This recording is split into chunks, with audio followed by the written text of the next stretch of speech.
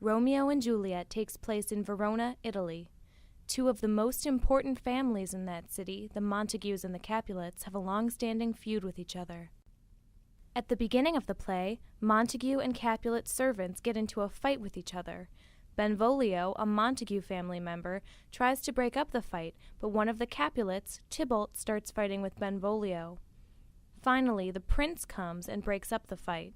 He tells Montague and Capulet, the head of each family, that they'll be put to death if this happens again. Afterward, Montague and Lady Montague ask Benvolio where their son Romeo was during the fight. Benvolio says Romeo's been moping around by himself, but he'll find out why. Romeo tells Benvolio that he's lovesick. He's in love with a girl named Rosaline who doesn't love him back. Benvolio promises to help Romeo forget about her. Count Paris says he wants to marry Capulet's only daughter, Juliet. Capulet wants Paris to wait a few years because Juliet's only 13, but says Paris can see if she's interested. He invites Paris to a feast that night. Capulet's servant walks around town trying to invite a list of people to Capulet's feast. The trouble is the servant can't read. He stops Benvolio and Romeo and asks them for help. Romeo sees Rosaline's name on the list, and Benvolio says they should crash the party so Romeo can compare Rosaline to other girls and get over her. Romeo agrees to go, but just so he can see Rosaline. Lady Capulet, Juliet, and Juliet's nurse discuss the fact that Paris wants to marry Juliet. Lady Capulet and the nurse sing his praises. Juliet agrees to meet him. Romeo, Benvolio, and Mercutio crash the feast wearing masks. At the party, Romeo sees Juliet and forgets all about Rosaline. He's in love. Capulet's nephew Tybalt recognizes Romeo's voice and is furious that Romeo snuck in. Capulet orders Tybalt to let it go because he doesn't want fighting at his feast. Romeo finds Juliet, holds her hand, and gets her to let him kiss her. All of this while the two of them talk to each other in poetry. After this encounter, each one tries to find out who the other is. They're upset to find out they're from rival families, but both of them decide they're too much in love to go back. After the party, Romeo ditches his friends and climbs over an orchard wall to see Juliet. He sees her on her balcony, talking to herself. Before she realizes Romeo is listening, Juliet says she's in love with him. Romeo steps out of hiding and says he loves her too. Romeo asks his priest, Friar Lawrence, if he'll conduct a marriage ceremony. Friar Lawrence is concerned about how quickly Romeo switched from Rosaline to Juliet, but agrees to do it because he thinks it will bring peace to the feuding families. Mercutio and Benvolio tell Romeo that Tybalt wants to challenge him to a duel. Juliet's nurse comes along wanting to talk to Romeo in private. Romeo tells her to have Juliet come to Friar Lawrence's that afternoon so they can get married. Juliet meets Romeo and the friar in his cell, and the friar marries them. Later, Tybalt finds Romeo and tries to start a fight. Romeo won't fight Tybalt because Tybalt's Juliet's cousin. Mercutio steps in to fight Tybalt instead. Romeo tries to break them up, but Tybalt shoves his sword under Romeo's arm and stabs Mercutio, then runs off. Mercutio dies, cursing both families. Romeo's enraged, and when Tybalt returns, Romeo kills him, then flees. The prince arrives, and Benvolio tells him what happened. The prince declares that Romeo is banished from Verona. Juliet is impatiently waiting for her wedding night with Romeo when the nurse comes in and tells her that Romeo killed Tybalt and has been banished. Juliet is mad at Romeo at first, but then decides she's on Romeo's side.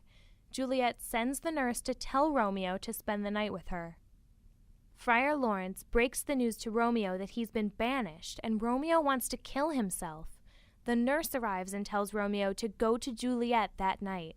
The friar tells Romeo to go to Mantua the next morning and wait for the friar to send word. Capulet decides he's going to make Juliet marry Paris in just 3 days.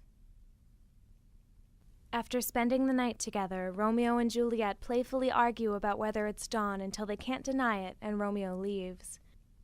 Lady Capulet tells Juliet she has to marry Paris.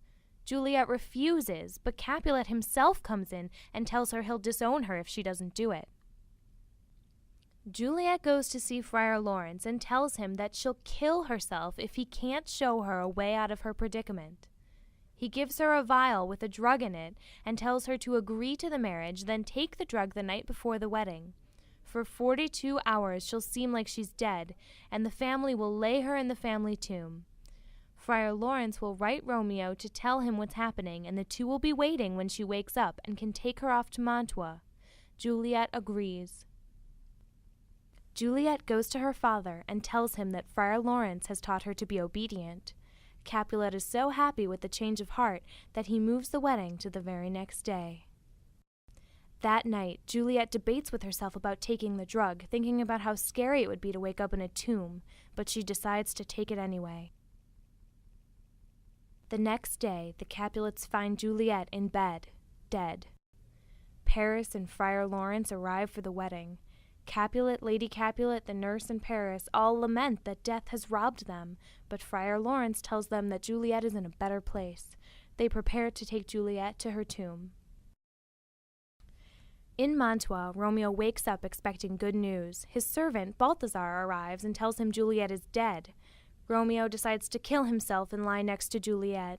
He goes to an apothecary, a guy who makes and sells medications, who's really poor, and bribes the man to sell him poison, which is a capital crime. A priest named Friar John tells Friar Lawrence that he couldn't deliver the news about Juliet's fake death to Romeo. Friar John says he wound up quarantined because the authorities thought he was exposed to the plague. Friar Lawrence sends him out to get a crowbar and says that Juliet will wake up within 3 hours and be angry with him for not telling Romeo. Paris comes to the tomb with his page and tells the page to go lie down under some trees and whistle if anyone approaches. He brings flowers to Juliet's grave. The page whistles because Romeo's coming, so Paris hides. Romeo arrives. He tells Balthazar to go, but Balthazar hides and sticks around anyway. Romeo opens the tomb. Paris tries to arrest Romeo. Romeo tells him he's there to kill himself and he doesn't want to hurt Paris, but Paris insists on arresting him, so they fight. The page runs off to get the watch. Romeo kills Paris. Paris asks to be laid by Juliet, and Romeo agrees and drags his body into the tomb. Romeo kisses Juliet, takes his poison, kisses her again, and dies, lying across Juliet's chest.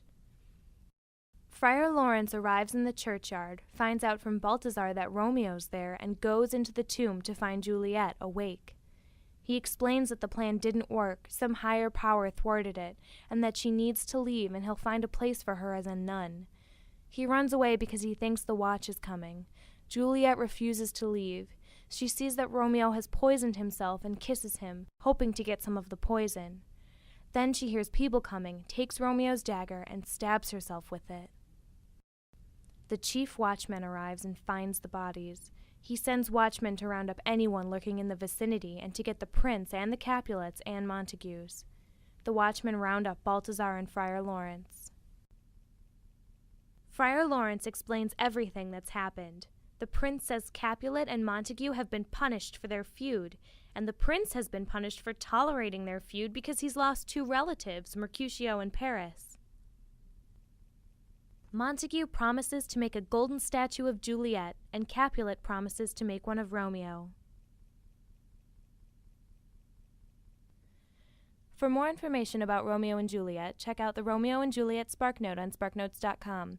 For a translation of the entire play into modern English, go to No Fear Shakespeare at nfs.sparknotes.com.